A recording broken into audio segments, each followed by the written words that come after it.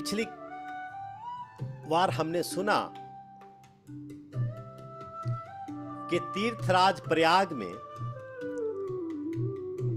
जब माघ महीना आता है तो उसमें एक स्नान आता है ना। और उस एक महीने के उस स्नान में दूर दूर से संत आते हैं, दूर दूर से संत आते हैं। और वो संत जो हैं वो एक महीना रहते हैं। और भरद्वाज मुनि का एक आश्रम है जो कि वहां प्रयागराज में गंगा जी के बिल्कुल किनारे पे है। ठीक है, तो जब वो वहां पे आते हैं सारे संत, तो रहते कहाँ हैं वो? ज्यादातर वो जब स्नान करने के बाद वो तीर्थराज प्रयाग में आके और वो उन जो भरद्वाज मुनि हैं, भरद्वाज मुनि के आश्रम में बैठते हैं और वहां पे सारे लोग चर्चा करते हैं। फिर एक महीने के बाद जो है वो सभी संत अपने अपने घर में, अपने अपने आश्रमों में जाना शुरू कर देते हैं। तो इस बार भी ऐसा हुआ। मगर क्या हुआ कि जब एक ऋषि हैं यज्ञवल्क जी, तो यज्ञवल्क जी जब जाने लगे तो भरद्वाज मुनि ने उनको रोका और उनको आदर पूर्वक अंदर ले गए, आसन पे बिठाया, उनके चरणों पे गिरे और उनसे एक प्रश्न करते हैं। भरद्वाज मुनि प्रश्न कर रहे हैं यज्ञवल्क के मुनि से। क्या प्रश्न कर रहे हैं?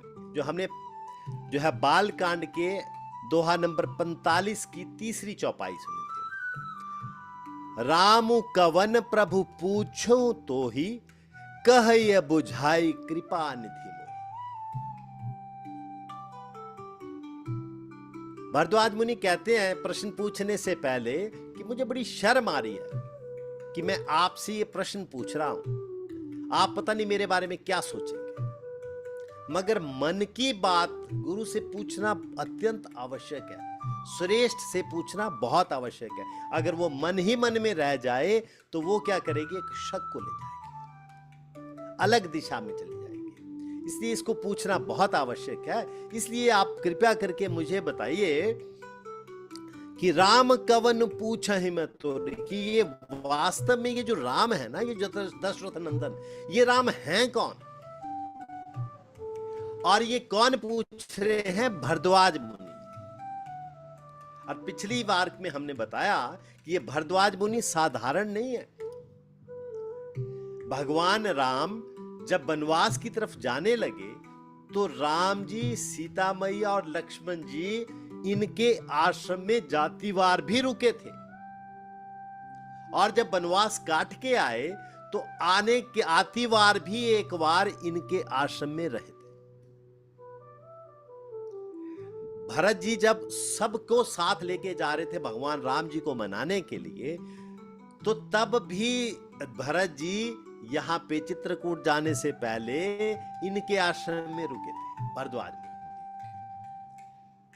इतना कुछ होने के बावजूद भी भरद्वाज मुनि को अभी ये शक है, ये शुभा है, ये संदेह है, जिसको वो मिटाना चाहते हैं। और पूछ रहे हैं तब यज्ञवल्क्य के मुनि जी से कि आप कृपा करके मुझे बताइए कि ये राम हैं कौन? अब हमने पिछली बार भी पढ़ा था कि यज्ञवल्क्य जी तब पूछते हैं कि अच्छा देखो, ये तो मैं जानता हूं कि ये तुम्हारी चतुराई है, तुम क्या भगवान राम को जानते नहीं? पर फिर भी चलो, अगर आपने प्रश्न किया है तो मैं इसका आपका समाधान करूंगा। पर मुझे ये बताओ कि ये मैं शॉर्ट में बताऊं या विस्तार से बताऊं?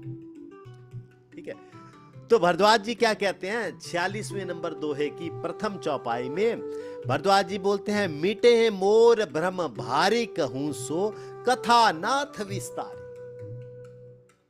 कि हे नाथ, जिससे कि इतना बड़ा भ्रम जो मेरे मन में है यह मिटे, तो आप कृपया इस कथा को विस्तार में बताइए।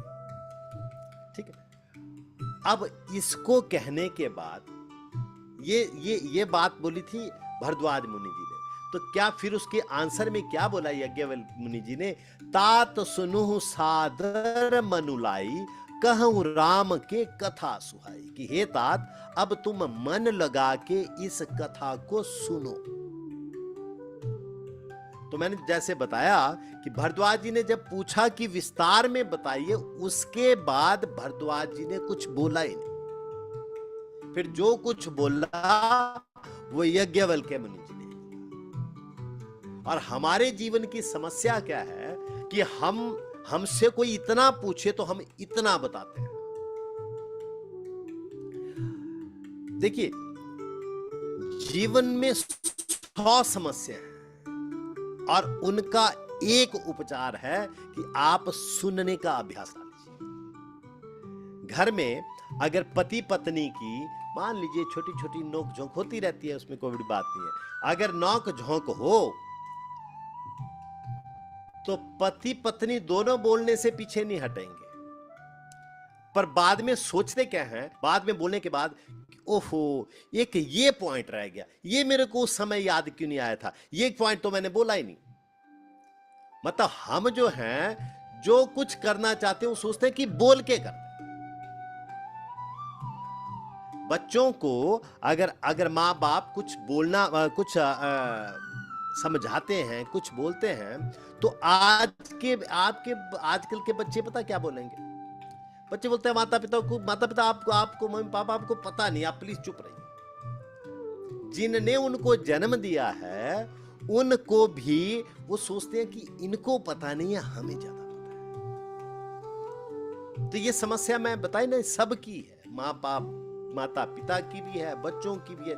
देखिए, अगर मान लीजिए बोलना ही इतना इंपॉर्टेंट होता सुनने के बजाय, तो भगवान जी ने कान 2 दिए हैं, मुंह 1 दिया है। तब भगवान जी क्या करते कि कान कम देते और मुंह ज्यादा देते। भगवान जी ने मुंह इसीलिए कम दिए कि बोलना कम है, सुनना ज्यादा है। संत यदि मौन में बैठा है ना, तो संत का मौन भी हमारी चेतना को उद्धर कर सकता है। संत के मौन रहने पर भी हमारी चेतना ऊपर की तरफ जा सकती है, मगर शर्त क्या है कि अगर हमारे में सुनने की शक्ति आ जाए।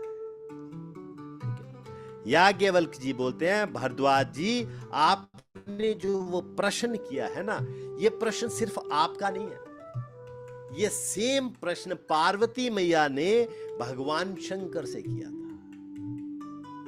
पार्वती मैया ने भी ये सेम प्रश्न किया था। पर इस प्रश्न का उत्तर जब मैं दूं, उससे पहले मैं तुम्हें एक और कथा सुनाना चाहता हूं, तो उस कथा को आप ध्यानपूर्वक सुनिए। तो यहां से हमारी आज की कथा शुरू होती है, जिसमें कि ये 46 नंबर दोहा है बालकांड का, और उसकी दूसरी चौपाई है। राम भगत तुम मन क्रम बानी, नहीं सॉरी, ये हमने कर लिया था। हम आएंगे 47 नंबर दोहे का पहली चौपाई, 46 हमने कर लिया था। 47 नंबर दोहे की प्रथम चौपाई है। क्या चौपाई है? एक बार त्रेता जुग माही, शंभु गए कुंभज ऋषि माही, संग सती जग जननी भवानी, पूजे ऋषि अखिलेश्वर जाने। क्या बोलते हैं बाबा? एक बार त्रेता युग माही, कि त्रेता युग में एक बार शंभु गए कुंभज ऋषि पाए। कुंभज ऋषि जो है, अगस्त मुनि का नाम है कुंभज ऋषि, और यह अगस्त मुनि भी बहुत बड़े ऋषि, बहुत बड़े मुनि है ना। तो उनसे, कुंभज मुनि से कथा सुनने के लिए गए। कौन गए? शंभु गए। अब देखिए एक बात और सुनिए, भगवान है शिव, तो यहां पे बाबा उनका नाम कुछ और भी तो लिख सकते थे, है ना। बाबा के इतने नाम हैं, तो उन्होंने वो कोई इतनी बड़ी उपाधि नहीं दी भगवान जी को, जो है वो उन्होंने बहुत उपाधि नहीं, मतलब इवन के त्रिपुरारी बोल देते, उन्हीं का नाम है ना। जैसे कि एग्जांपल दे रहा हूं, त्रिपुरारी राक्षस को मारा जिसने, तो त्रिपुरारी इतने बड़ा नाम दिया? नहीं नहीं नहीं, क्या दिया नाम? छोटा सा नाम दिया। एक बार शंभु गए कुंभज ऋषि, और माता के लिए क्या लिखा? संग सती जग जननी भवानी। साथ में कौन गई? सती माता। और सती माता के साथ क्या उपाधि लगाई? जग जननी भवानी, जगत की जननी गई है साथ में। पूजे ऋषि अखिलेश्वर जाने। और ऋषि ने उन दोनों का जो जब उनको देखा तो उनका ईश्वर जान के, ऋषि ने संपूर्ण जगत का ईश्वर जान के उनका पूजन किया। अब देखिए ट्विस्ट आ गया कथा में। कहां ट्विस्ट आया वो मैं आपको आगे बताता हूं। इस नाम का क्या ट्विस्ट है? माता ने ये देखा,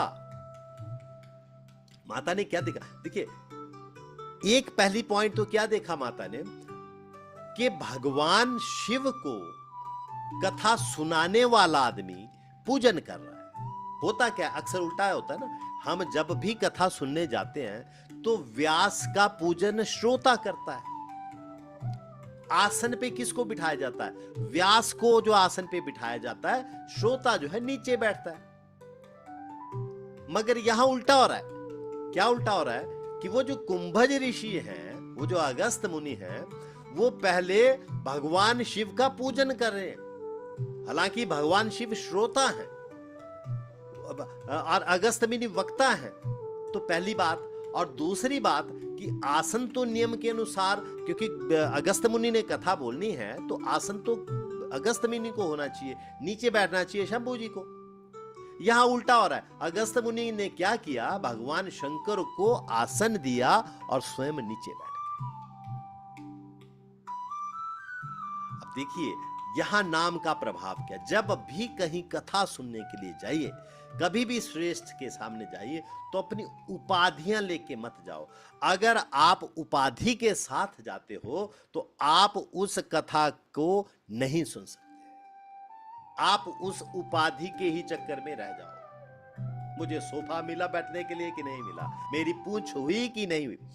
तो भगवान शंकर के लिए इसलिए ही यहां बाबा ने सिर्फ शंभु शब्द लिखा। शंभु गए कुंभज ऋषि माई।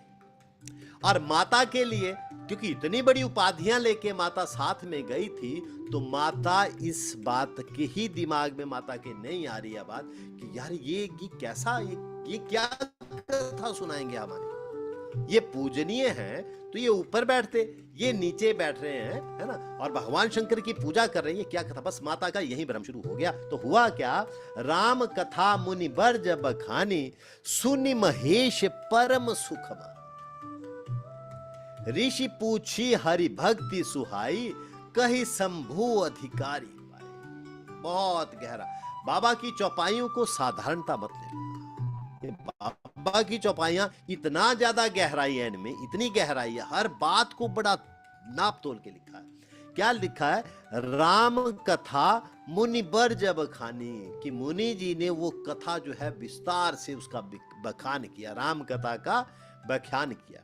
ठीक है, मगर सुनी महेश परम सुख मानी। बाबा ने कहीं नहीं लिखा कि सती ने भी कथा सुनी, सती महेश परम सुख मानी, ऐसा लिखना चाहिए था ना, क्योंकि सती तो साथ ही गई। तो सती नहीं लिखा बाबा ने। क्या लिखा? सुनी महेश परम सुख मानी, के महेश ने, भगवान शिव ने उसको कथा को सुन के अत्यंत आनंद प्राप्त किया। ऋषि पूछी हरि भक्ति सुहाई। अब तद उपरांत क्या हुआ? जब कथा सुना बैठे तो ऋषि पूछते हैं भगवान शंकर से कि शिव से पूछते हैं कि यह भक्ति का रहस्य क्या है, कि हे नाथ भक्ति का रहस्य क्या, ये मुझे बताओ। अब क्या हुआ? कही शंभु अधिकारी पाए। अगस्त मुनि के ये पूछने पे भगवान शंकर ने योग्य जान के उनको भक्ति का उपदेश दिया। अब इस बात से क्या साबित होता है? देखिए कि भक्ति का उपदेश सिर्फ उसी को देना चाहिए जो पात्र है। जो पात्र नहीं है उसे भक्ति का उपदेश देना ही नहीं चाहिए। देखिए मैं छोटा सा उदाहरण देता हूं आपको। मान लीजिए हमारी माताएं हैं, इनको बहुत अच्छा कोई एक डिश बनानी आती है, ठीक है, कोई बड़ा सा बढ़िया मान लो पनीर कोरमा बनाया जाए। अब वो जो पनीर कोरमा वो अच्छा बनाती है, या बिरयानी कोई अच्छा बनाती है, मान लीजिए माता है ना, कुछ भी अच्छा बनाती है, तो सड़क में चलते चलते क्या आप किसी भी माता को रोक के ये बोलेंगे ठहरो रुको मैं तुम्हें बताती हूं कि ये पनीर कोरमा कैसे बनता है? बताएंगे क्या? नहीं। कब बताएंगी? जब वो आपके घर में आके आपके हाथ से उस टेस्टी व्यंजन को खाएंगी और फिर वो श्रद्धा से पूछेंगी उत्सुकता वक्त कि तो बहुत टेस्टी है, प्लीज बताइए इसको बनाया कैसे। जब वो पूछेगी तब भी माताओं की क्या क्या होता है, नहीं नहीं बस मैंने तो ऐसे ही किया, जस्ट बना दिया, बस अच्छा बन गया, तब भी वो सीक्रेट नहीं बताएंगे। लेकिन अगर वो उत्सुकता वक्त उसको बार बार पूछती है, पात्रता जब दिखती है, तब आप बताएंगे कि इस डिश को आपने कैसे बनाया। तो जब इस संसार की एक छोटी सी चीज को आप ऐसे नहीं बताते, तो भक्ति को भी हर किसी अभक्त को यूं ही नहीं बताना चाहिए। इसलिए क्या किया भगवान शंकर ने, कही शंभु अधिकारी पाई। जब अगस्त मुनि को ने अधिकारी समझा, तब उन्होंने उनको भक्ति का उपदेश दिया। कहत सुनत रघुपति गुण गाथा, कछु दिन वहां रहे गिरिनाथ। मुनि सन विदा मांगी त्रिपुरारी, चले भवन संग दक्ष कुमारी। अब कहत सुनत रघुपति गुण गाथा, ये भगवान राम की गाथा का दोनों तर्क वितर्क करते रहे। वहां से अगस्त मुनि बताते थे, तो कुछ भगवान शंकर ने बताया। कुछ दिन तहां रहे गिरिनाथा, तो क्या हुआ कि वहां पे कुछ दिन भगवान शंकर रहे। गिरिनाथ भगवान जी का ही नाम है, भगवान शंकर जी का नाम है। मुनि सन विदा मांगी त्रिपुरारी, जब वो सारी कथा हो गई तो फिर त्रिपुरारी जी ने, भगवान शंकर ने मुनि से विदा मांगी और चले भवन संग दक्ष कुमारी, और अपने भवन की तरफ, मतलब कैलाश पर्वत की तरफ, वो दक्ष कुमारी माता सती के साथ जो है वो चल पड़े। ठीक है। अब देखिए एक प्रश्न आता है, क्या प्रश्न है? हमने पिछली चौपाइयों में बाबा की लिखी हुई थी, उनमें सुना कि ये जो राम कथा थी, यह सबसे पहले भगवान शंकर ने कही थी, और भगवान शंकर ने रची ये कथा, और रच के उसको कहां रखा था? अपने निज मन में रखा था। पहली कथा जब मैंने बोलनी शुरू करी थी, उस दिन भी ये बात बोली थी। ठीक है, चौपाई आई थी ना, देखो चौपाई क्या आई थी? चौपाई आई थी, रचि महेश निज मानस राखा, पाए सुसमय शिवासन भाष। कि महेश ने, भगवान शंकर ने इस मानस को, इसको, इस कथा को रचा और निज मन में रखा। तो जब भगवान शंकर ने खुद इस कथा की रचना करी थी, तो फिर इस कथा को सुनने के लिए अगस्त मुनि के पास जाने की क्या जरूरत थी? ये प्रश्न आता है ना।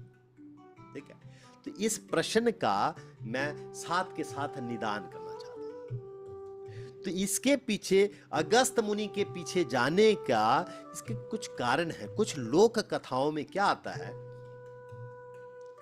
कि ये जो मुनि अगस्त है ना, ये सभी पर्वतों के गुरु हैं। आपको पता पहले क्या होता था? एक समय क्या होता था, इन पर्वतों के पंख भी होते थे, उड़ते थे। ये यहां से उड़ेंगे पर्वत और वहां जाके पता लगा बैठ जाएंगे। ठीक है, अब देखो कितना ब्याज पर्वत क्या है, पता लगा कल को तो उड़ गया, है ना। ये उस युग की बात थी, तो उसके पंख भी काट दिए गए थे। फिर क्या था कि ये पंख, एक बार क्या हुआ कि ये जो विंध्याचल पर्वत है ना, विंध्य पर्वत, ये विंध्य पर्वत जो था वो एकाएक बढ़ना शुरू हो गया। अब इनमें पावर होती थी, कोई पर्वत बढ़ना शुरू हो सकता है, कैसे कुछ भी उड़ सकता था, मैंने बताया ना। एकाएक ये पर्वत, विंध्य पर्वत जो था, वो बड़ा होना शुरू हो गया, बढ़ना शुरू हो गया। इतना बड़ा शुरू हो गया बढ़ना कि ये जो सुमेरु पर्वत है वो भी उनके आगे छोटे दिखने लग गया। अब इनके बढ़ने से सूर्य भगवान के वो चक्कर मारने में बाधा आने लगी। अब सारे देवता लोग चिंतित हो गए और सारे देवता लोग क्या गए, उनको सबको पता था कि अगस्त मुनि इन सब पर्वतों के गुरु हैं, इसलिए अगस्त मुनि के आश्रम में गए और उनका अगस्त मुनि का आश्रम कहा था काशी। तो सब जब काशी में गए और काशी में वो कहते हैं मुनि अगस्त से कि कृपया आप अपने इस भक्त को थोड़ा समझाओ, इस अपने चेले को समझाओ कि इतना ना बढ़े, इतना बढ़ेगा तो फिर तो प्रकृति का संतुलन थोड़ा गड़बड़ होने लग गया। अब जब अगस्त मुनि को बोला, अगस्त मुनि बोलते हैं देखो मेरी बात समझो, मैं रहता हूं काशी में और वो विंध्याचल पर्वत कहां है, काशी से तो एक कौवा भी जगह नहीं छोड़ना चाहता। क्यों? क्योंकि हमने सुना ना पिछली चौपाइयों की, चारों के चारों प्रकार का कोई भी जीव जो भी काशी में प्राण छोड़ता है वो फिर वापस नहीं आता, भगवत धाम जाता है। इसलिए अगस्त मुनि बोलते भैया मैं तो नहीं जाने वाला, मैं तो नहीं जगह छोड़ता, देखो है ना, तो आप कृपया मेरे को माफ करो। अब सारे देवता जाके भगवान विश्वनाथ के पास चले। काशी में काशी विश्वनाथ जी रहते हैं, तो काशी विश्वनाथ जी के पास सारे देवता गए कि भगवान आप ही समझाइए, ये आपका जो है आपकी बात मान सकते हैं अगस्त मुनि, अगर वो मानेंगे तब देखो, नहीं तो प्रकृति का संतुलन बिगड़ने जा रहा है। भगवान शंकर ने अगस्त मुनि को बोला, आदेश दिया कि ठीक है अगस्त मुनि आप जाओ और उनको समझाओ। अगस्त मुनि ने वही रखा कि भगवान आप जैसा बोलेंगे, देखो मुझे कोई प्रॉब्लम नहीं, लेकिन आप बताइए कि काशी को छोड़ के कौन जाना चाहेगा।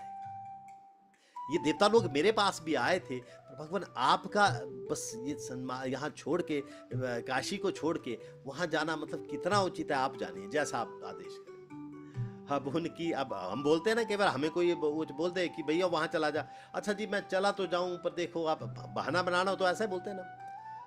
भगवान शंकर को लग गया कि नहीं नहीं ठीक है, तो भगवान विश्वनाथ जी ने क्या किया, भगवान विश्वनाथ जी ने उनको कहा अगस्त मुनि को कि अगस्त मुनि आप जाइए, उनको समझाइए, आप मेरी तरफ से एक वादा सुन लीजिए कि जब आप वहां रहेंगे तो मैं अपने परिवार के साथ आपके आश्रम में एक दिन भगवान राम की ही कथा सुनने आऊंगा। जब यह आश्वासन अगस्त मुनि को मिला तो अगस्त मुनि जो है वो चले गए जी। अगस्त मुनि को जैसे ही वो विंध्याचल जी ने देखा, विंध्याचल पर्वत ने देखा, तो उनको देख के विंध्य पर्वत जो है उन्होंने दंडवत करने के लिए सिर झुकाया। आज भी विंध्य पर्वत झुके हुए हैं, अगर आप देख सकते हैं, ठीक है। तो जैसे वो गुरु के चरणों में सिर झुकाया तो और पूछा कि जी गुरुदेव बताइए क्या आ गया है। अगस्त मुनि बोले कि मैं जा रहा हूं, जब तक लौट के ना आऊं ऐसे ही रहना, जिस स्थिति में आप हो उस विंध्य पर्वत आप उसी स्थिति में रहना, मैं कहीं जा रहा हूं अभी लौट के आता हूं, ठीक है। ये बोल के अगस्त मुनि दंडकारण्य में चले गए और आज तक लौट के नहीं आए, ठीक है। विंध्याचल पर्वत आज भी उसी तरह सिर झुका के उसी अवस्था में वहां पे पड़े हैं और उनका बढ़ना जो है वो रुक गया। इसी वचन का पालन करने के लिए भगवान शंकर सती माता के साथ अगस्त मुनि के आश्रम में दंडकारण्य में गए थे। अगस्त मुनि भगवान शंकर को देख के अति प्रसन्न हुए। उन्होंने भगवान शंकर की आरती उतारी और उनको उचित जो है वो आसन। अब देखिए यहां पे पिछली चौपाई में लिखा था ना कि राम कथा मुनि वर्ग बखानी, सुनी महेश परम सुख माने, कि इस राम कथा जो उन्होंने बोली तो महेश जी ने, भगवान शिव ने ही उस कथा को सुना। सती जो थी वो सती जी ने परिणाम स्वरूप क्या किया, सती जी ने कथा को बाहरी रूप में ही देखा, उसके भीतर के भाव को, कथा के को नहीं सुना। उस कथा को मैया ने आत्मसात नहीं किया। जिस व्यक्ति की दृष्टि आसन पे रहती है वो ज्ञान से वंचित रह जाता है, और जिसकी दृष्टि भाव पे रहती है वह सत्य को प्राप्त कर लेता है। ये 16 आने टके बात है। चौथी चौपाई आती है, तेहि अवसर भंजन मही भारा, हरि रघुवंश लीन अवतारा, पिता वचन तजि राजु उदासी, दंडक वन विचरत अविनाशी। अब जिस समय वो वहां कथा चल रही थी ना अगस्त मुनि के, वहां पे अगस्त मुनि सुना रहे थे भगवान शंकर को, उसी समय पृथ्वी का भार उतारने के लिए भगवान विष्णु ने रघुवंश में श्री राम के रूप में अवतार लिया था। वे अविनाशी भगवान उस समय पिता का वचन पालन करने के लिए राज्य का त्याग करके तपस्वी या साधु भेष में विचरण कर रहे थे। 48वां दोहा आता है, हृदय विचारत जात हर, केहि विधि दर्शन होई, गुप्त रूप अवतेरु प्रभु, गए जान सब कोई। हृदय विचारत जात हर, हर किसको बोलते हैं? भगवान शंकर का ही नाम है ना। हर और हरि, हर भगवान शंकर, हरि भगवान विष्णु है। तो हृदय विचार, अब देखिए एक बात समझिए, क्या था भगवान शंकर लिखा है चौपाई में कि हृदय विचारत जात हर, कि भगवान शंकर हृदय में विचार करते हुए जाते हैं। क्या? के ही विधि दर्शन होई, कि किस प्रकार से भगवान के दर्शन हो सकते। वो उत्सुकता जगी, भगवान को देखने की उत्सुकता जगती। अगर वक्ता का बोलना इतना प्रभावशाली हो तो जो श्रोता है ना, उसके मन में दर्शन उनका करने के प्रति उत्सुकता जग जाती है। मान लीजिए हम यहां पे कुछ लोग बैठे हैं और मैं आपको ये बोलता हूं कि इस, मान लीजिए हमारे वहां पे कोई एक स्कूल है, मान लीजिए रास्ते में, और मैं आपको बोलता हूं उस कथा में जो भी हमारी बातचीत होती है, मान लीजिए कि देखिए यहां जो स्कूल में जो प्रिंसिपल है ना, वो इतनी सुशीला है कि वो बिल्कुल कोमल हृदय की है, देखने में लक्ष्मी का स्वरूप है। उनके बाल ऐसे हैं, उनकी वेशभूषा बिल्कुल ऐसा लगती है कि कोई साध्वी चल रही है, ठीक है। और उनकी वाणी ऐसा लगता है कि बस फूल बरस रहे, और विद्या इतनी ज्यादा उनमें उतनी है कि सारे बच्चे उनको बहुत देख सुन। मान लीजिए मैं उतनी तारीफ उन माता की कर देता हूं जो वहां पे टीचर है। मान लीजिए विद्यालय है, स्कूल है मेरे पड़ोस में, जो वहां की टीचर है, वो ये हेड टीचर है। अब आप ये कथा सुन के मेरे से वो स्टोरी सुनेंगे, उस स्कूल के रास्ते से जाएंगे, तो जाते जाते आपके अंदर क्यूरियोसिटी जागने शुरू हो जाएगी ना, यार वो टीचर मेरे हमें भी दिख जाती तो हम देखते कैसे। क्यूरियोसिटी जगी। वो कैसे क्यूरियोसिटी जगी? मेरे बोलने पे।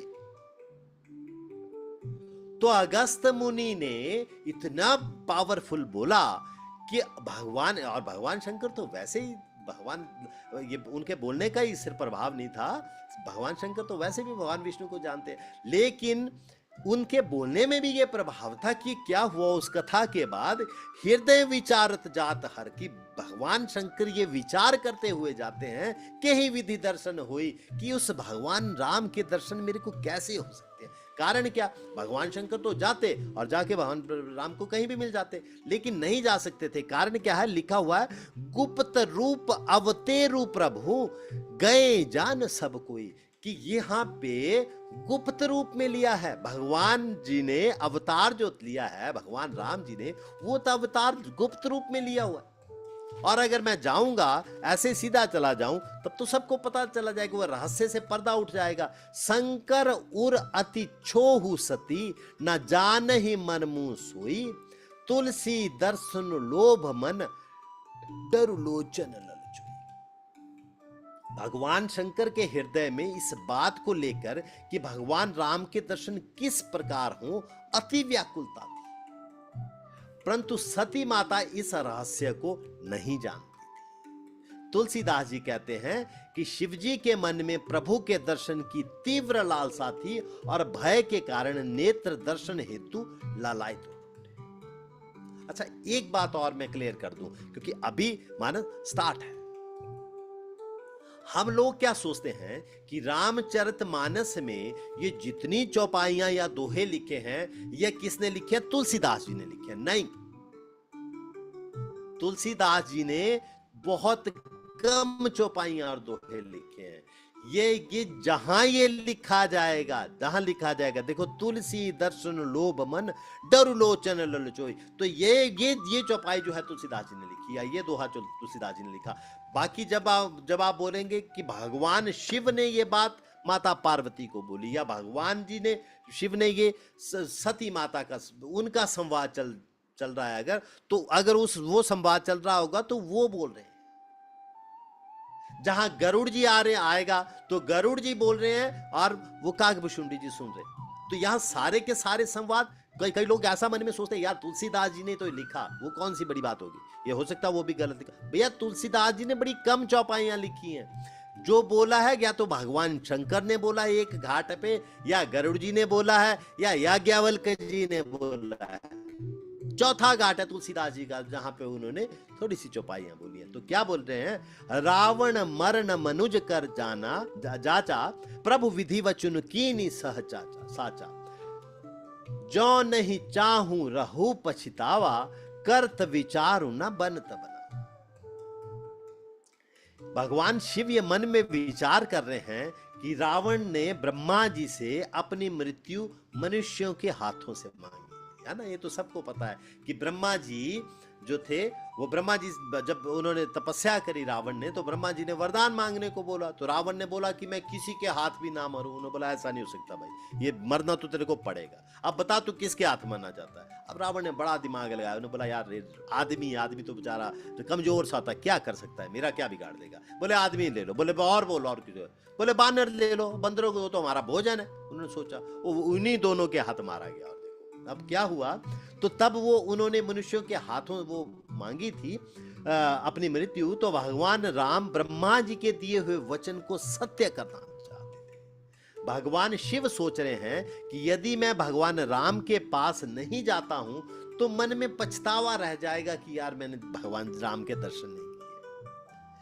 परंतु अगर मैं चला जाता हूं तो भगवान राम जी का जो जिस पर्दे में वो आए हैं, वो पर्दा जो है वो बेनकाब हो जाएंगे, सबको पता लग जाएगा कि ये तो विष्णु है।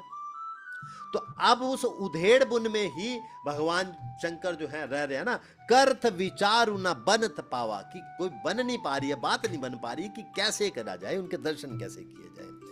यही विधि भय सोच बस ईसा, ते ही समय जाई दस सीसा, लीन नीच मारीच ही संगा, भय तुरंत सोई कपट कुरंगा। तो इस प्रकार जब ये महादेव चिंता में वश हो रहे थे, उसी समय क्या था, वो नीच रावण मारीच को अपने साथ में लेके गया, और वो मारीच ने क्या बना, एक मृग बन गया, और मृग बन के उसने वो छल करना शुरू किया। ये उसी समय की बात चल रही है। करि छलु मूड हरि वै देही, प्रभु प्रभाव तस विदित न तेही, मृगवधि बंधु सहित हरि आए, आश्रम देखी नयन जल छाए। अब क्या हुआ, करि छलु मूड हरि वै देही, ये छल करके हैं उस मूढ़ रावण ने वैदेही माता का, सीता माता का हरण कर दिया। प्रभु प्रभाव तस विदित न तेही, पर उस समय रावण को भगवान राम के प्रभाव का इतना पता नहीं था कि ये कौन है, ये पंगा मैंने किससे ले लिया, ये नहीं था उनको पता उस समय। मृग बंधी बंधु सहित हरि आए, ठीक है, मृग को मार के, मृग बधी बंधु सहित हरि आए, बंधु सहित मतलब लक्ष्मण जी के साथ जब मृग को मार के भगवान राम जब अपने वहां कुटिया में आए, तो आश्रम देखी नयन जल छाए, जब आश्रम में देखा कि वहां पे तो सीता माता है नहीं है, तो उनको ना पाके उनके आंसू छलकने शुरू हो गए, उनके नेत्रों में आंसू भर आए। विरह विकल नर इव रघुराई, खोजत विपन फिरत दो भाई, कबहु जोग वियोग ना जाके, देखा प्रगट विरह दुख ताके। रघुनाथ जी मनुष्यों की तरह विरह में व्याकुल है ना। विरह विकल नर इव रघुराई, नर की तरह। जैसे कि मनुष्य, हमारी छोटी सी चीज चली जाए ना, हम रोने शुरू कर देते, माताएं तो फिर रोने में नंबर 1 है। तो वो वैसे ही वो क्या करना, उन्होंने वो रोना शुरू कर दिया, उनको रोते हुए देखा और व्याकुल हैं प्रभु। और दोनों भाई वन में सीता मैया को खोजते हुए फिर रहे हैं। खोजत विपन फिरत दो भाई, दोनों भाई उसको जो है उनको खोजते खोजते फिर रहे हैं। कब हूं जोग वियोग जाके, जिन परमात्मा को कभी मिलन और वियोग का कभी अनुभव ही नहीं होता है, उन्हीं भगवान को संसार के सामने विरह की पीड़ा को प्रकट करते हुए देखा, है ना, लिखा देखा प्रगट विरह दुख ताके, ताकि मतलब वो दुख के अंदर, विरह के दुख के अंदर ही उन दोनों को जो है ऐसा देखा, जबकि जिनके लिए संयोग वियोग तो है ही कुछ बात। अति विचित्र रघुपति चरित, जानहि परम सुजान, जे मति मंद विबोह बस, हृदय धरो कुछ आन। रघुनाथ जी का चरित्र जो है बड़ा विचित्र है ना, अति विचित्र रघुपति चरित्र। भगवान जी का, उन रघुपति जी का, भगवान राम जी का चरित्र तो बड़ा भारी विचित्र है। जान ही परम सुजान, उसे जो है वो सुजान कौन, जो ज्ञानी लोग हैं ना, सिर्फ वही जान सकते हैं। सबको, सब भगवान जी को जान ही नहीं सकते। सबका जानना, देखो ना, मैंने पिछली कथा में भी बताया कि जब भगवान राम आए तो क्या बाकी लोग नहीं थे वहां पे? और लोगों ने भी तो दर्शन किया, लेकिन वो नहीं जान पाते थे। भगवान कृष्ण जब आए, भगवान कृष्ण ने कितनी बार बोला कि मैं ही वो परब्रह्म हूं, आओ मेरे मेरे जो है वो, राम ने नहीं हालांकि बोला, भगवान कृष्ण ने बोला। तब भी लोग उनको सिर्फ देखते थे, उनको भगवान नहीं मानते। और आज भी कुछ लोग जो हैं वो नहीं मानते, ठीक है, उनको मनाना भी नहीं। मैं आपको एक छोटी सी बात बताऊं। एक बार क्या हुआ, किसी संत से एक आदमी, एक नास्तिक आदमी मिल गया, और वो नास्तिक आदमी उस संत को बोलता है कि देखिए ये भगवान वगवान होते नहीं है यार, क्यों आप इतना इतना समय बर्बाद करते हो, भगवान भगवान करते, कथा कर रहे हो, कोई जप कर रहे हो, कोई माला कर रहे हो, भजन कीर्तन कर रहे हो, ये क्यों इस चक्कर में पड़ो, ये भगवान नहीं होते। संत ने बड़े विनम्रता से उनकी बात सुनी। उसके बाद संत बोलते हैं भैया एक बात है, तुम इस बात पे टिके रहना सारी जिंदगी कि भगवान होते नहीं है। जब भी विपत्ति आती है तो वो नास्तिक से नास्तिक आदमी भी भगवान की याद करने लग जाता है। जब मौत सामने दिखती है ना, तो क्या आता है बताओ? प्लेन क्रैश होने जा रहा है, किश्ती डूबने जा रही है, आपको कोई इतनी भयंकर बीमारी हो गई है, डॉक्टर ने इनकार कर दिया कि भैया अब हमारे बस का काम नहीं है।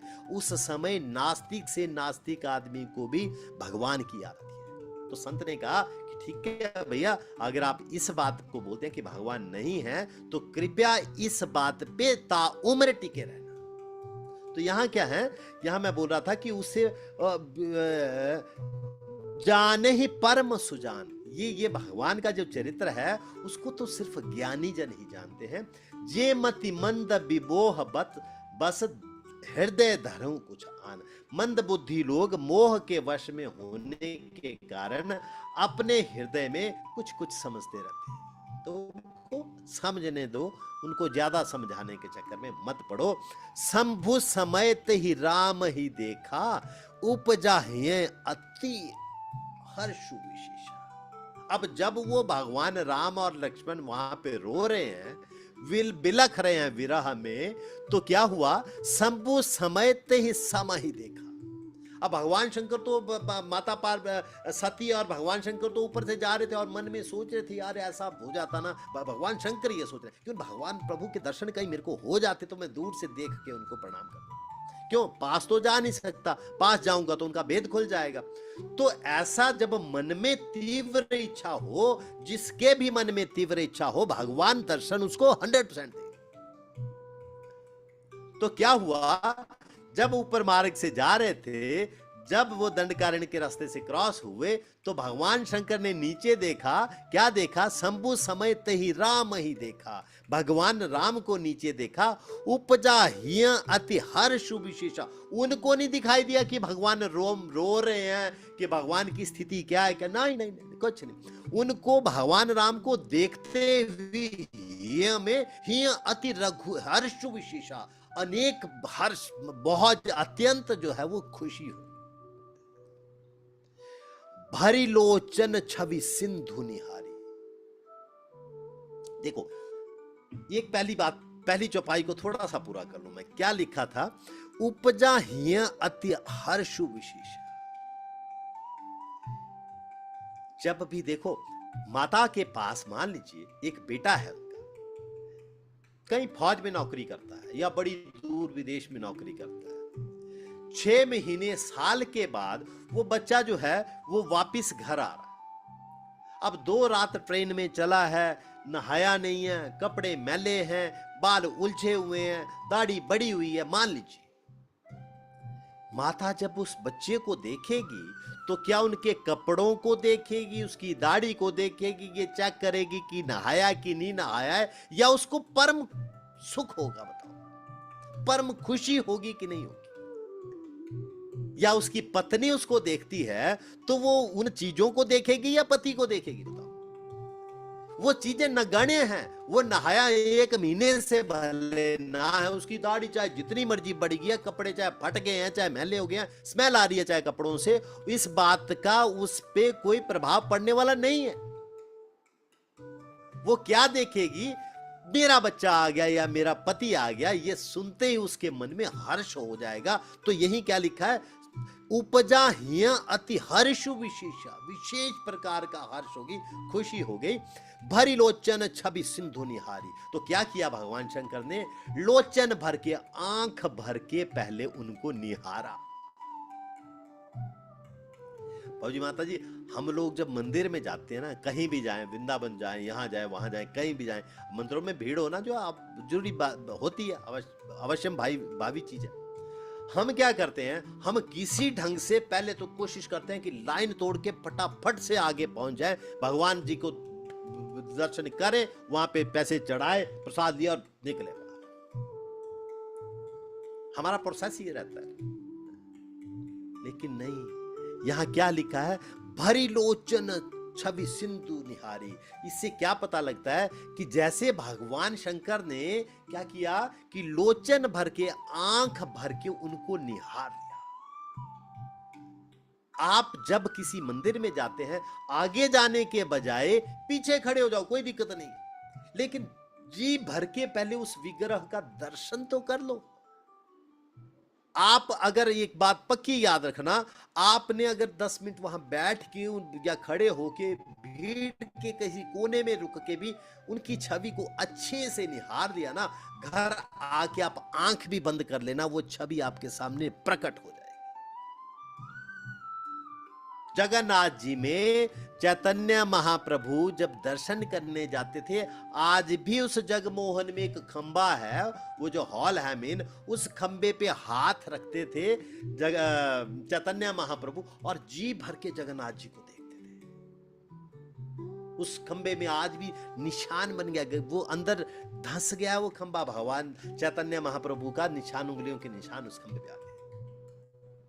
सूरदास जी बिहारी जी का दर्शन करने, सूरदास जी, सबको पता है कि सूरदास जी तो आंखों से अंधे थे, बिहारी जी के दर्शन करने के लिए रोज जाते मंदिर, रोज मंदिर जाते। किसी ने पूछा कि सूरदास जी आपको दिखता तो कुछ नहीं है, फिर क्या दर्शन करने जाते हो, बिहारी जी को क्या देखते हो आप?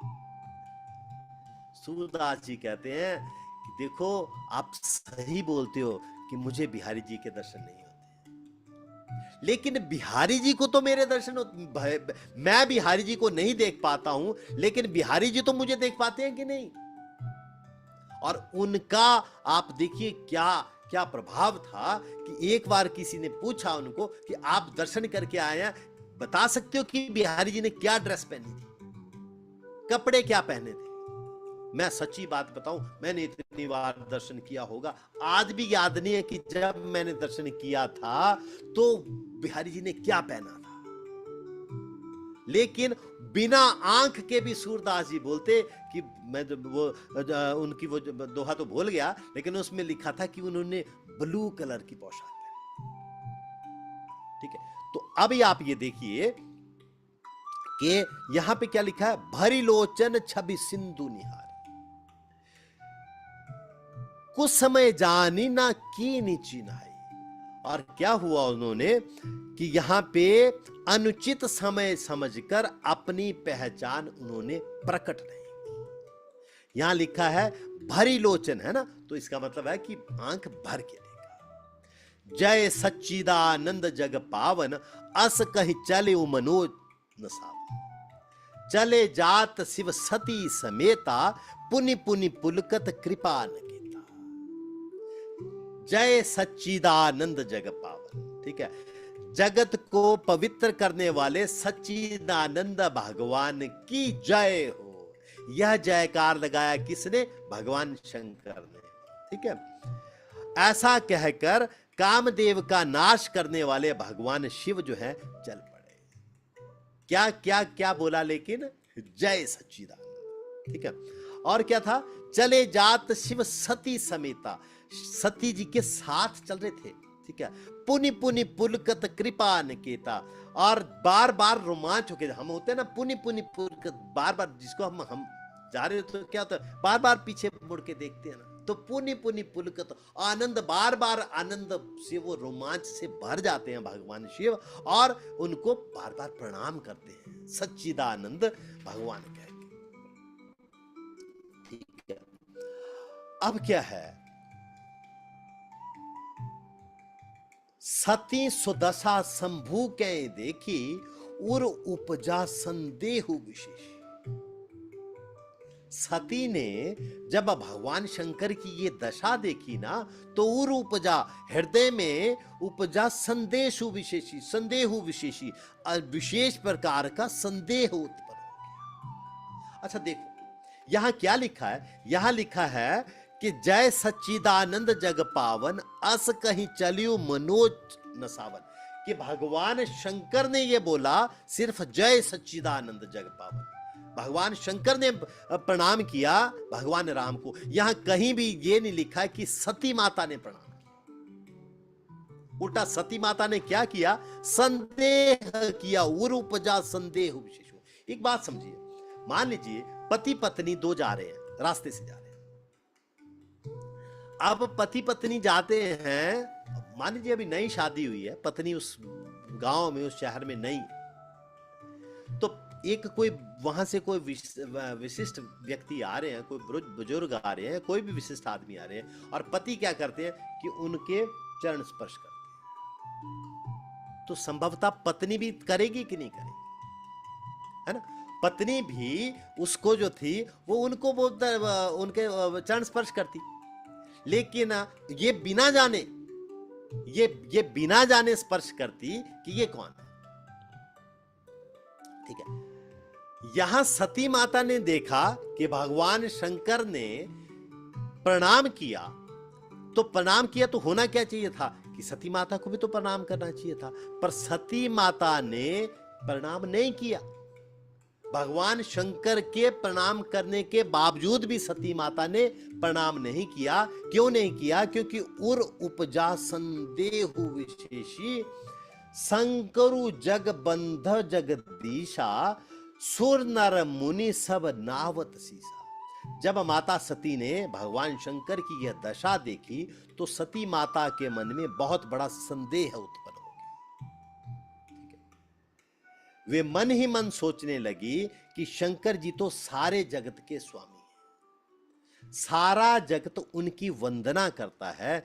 देवता लोग जो हैं, वो देवता, मनुष्य, मुनि सब उनके पास जाके सिर झुकाते हैं, तो ये भगवान शंकर जी के आगे सिर झुका रहे हैं, ये क्या?